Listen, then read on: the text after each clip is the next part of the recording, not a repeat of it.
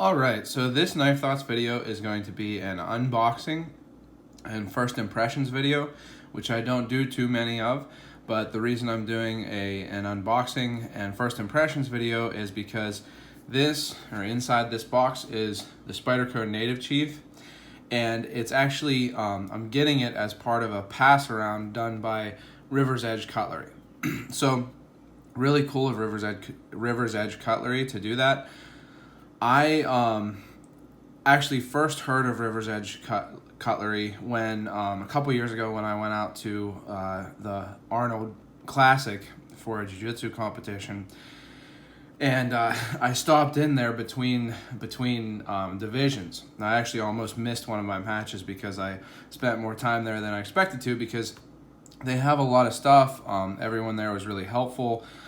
So really good experience. I was glad that I stopped in, and I went there again this past year during the Arnold Classic, and kind of in between those two times they kind of burst onto the scene because they had their Sprint Run limited edition exclusive Paramilitary 2 and now Paramilitary 3 from Spyderco.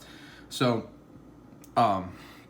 that's how I became aware of River's Edge Cutlery, and they offered to do this pass round of the Native Chief, and I definitely wanted in on it. I'll talk a little bit more about that here as I open the knife, using the Kershaw Thistle.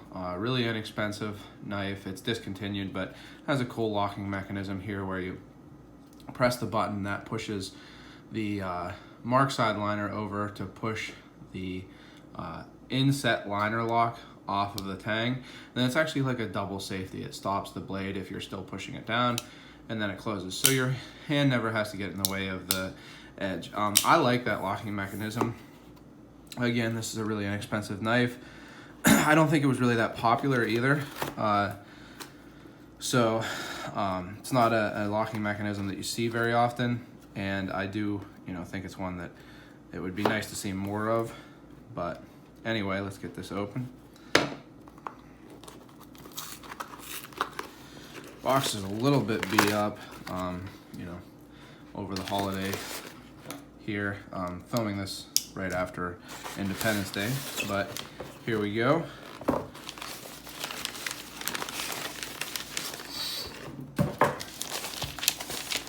So packed up nicely by the last person who had it. It's always good to pack these pass rounds up nicely because they are going to, a good number of people. I think something like 10 on this go around here. So here's the classic Spyderco box, and you can see made in the USA, Native Chief, plain black G10. And here it is.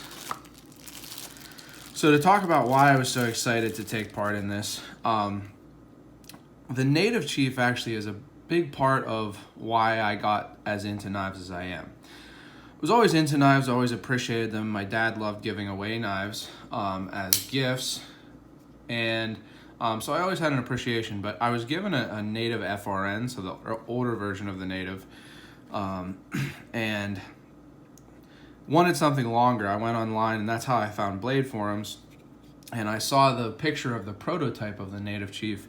So I've been waiting for 7 years or something like that, 9 years. A lot of other people have been waiting for probably 20 years. So this is a long time coming here, and my first impression of it is that it's really big, it's really long, and it is exactly what I was hoping it is. So it's pretty much exactly a scaled, an elongated version of the Native 5. One difference between this and the prototype in the picture that I saw is that it has the full flat grind of the Native 5 versus the spear grind of the Native FRN.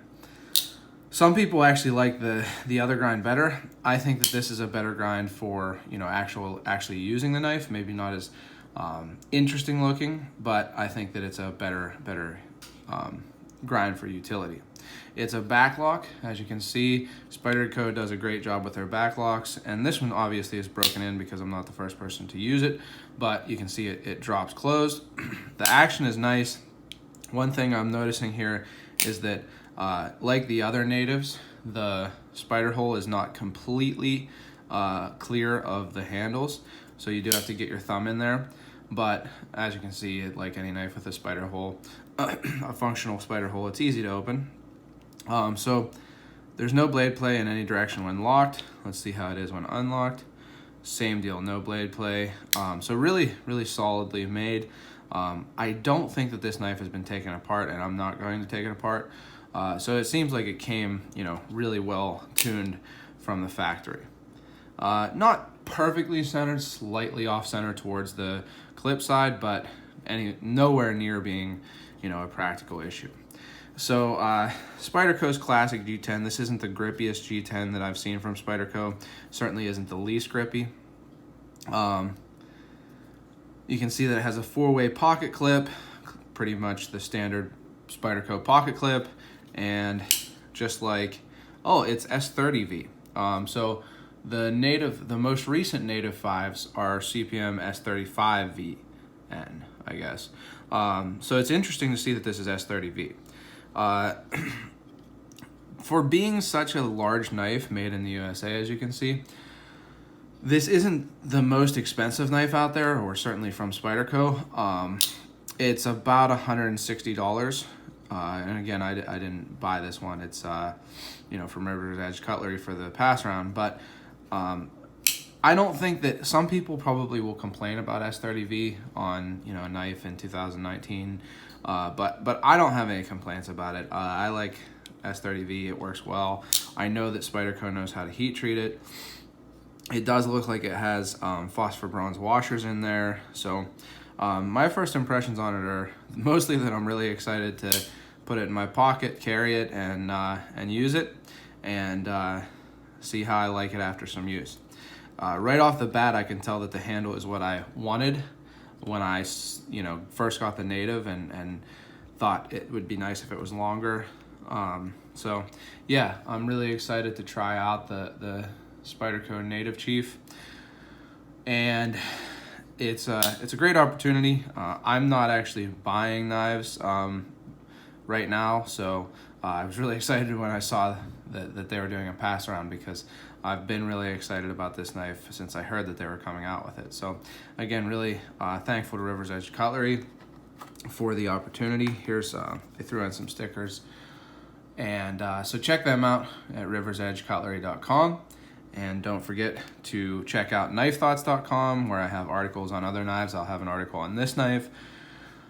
Check my social media accounts at Knife Thoughts, Instagram, Twitter, Facebook, and also don't forget to go out and do good.